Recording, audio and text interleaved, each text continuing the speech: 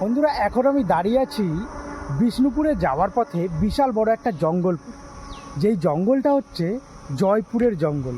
তো এখন কিন্তু আমি দাঁড়িয়ে আছি জয়পুরের জঙ্গল, অথবা তোমরা বলতে পারো বিষ্ণুপুরের জঙ্গল। দেখতে পাচ্ছ, আর এই জঙ্গলটা কিন্তু বিশাল বড়। একসময় এখানে কিন্তু ডাকাতিও হতো, মানে রাতের দিকে কোনো গাড়ি ঘোড়া কিন্তু এদিকে আসতে কিন্তু চাইতো না, এতটাই কিন্তু মানে ভয় থাকতো এই জঙ্গলে। দেখো চারিদিকে কিন্তু শাল সেগুনে কিন্তু ভরা এই পুরো জঙ্গল। এই শাল সেগুনের জঙ্গলটি পেরে কিন্তু অনেকটা জায়গা জুড়ে কিন্তু বিস্তৃত, যেটা আরামবাগ হয়ে কলকাতা থেকে আসার সময় বিষ্ণুপুরে ঢোকার 24 কিলোমিটার আগে কিন্তু এই জঙ্গলটি পড়ে, যেটা জয়পুর অথবা জঙ্গলমহলের জঙ্গল নামেই কিন্তু পরিচিত। আর এখানে বিভিন্ন ধরনের বন্য প্রাণী আছে, যেটা তোমরা সাইনবোর্ডে দেখলে। এখানে হাতি হরিণরা কিন্তু রাস্তা পারাপার হয়, অ্যানিম্যাল করিডোর। তার কারণে কিন্তু গাড়ির স্পিড আমাদের কমিয়ে চলতে হয়, মানে এখানে বড় করে কিন্তু লেখাও ছিল যে গাড়ি আস্তে চালিয়ে যেতে হবে।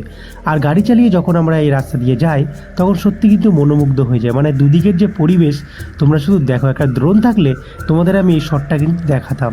দেখো কতটা সুন্দর লাগছে। তোমরা যখন বিষ্ণুপুর ঘুরতে আসবে এই জঙ্গল হয়েই কিন্তু আসবে।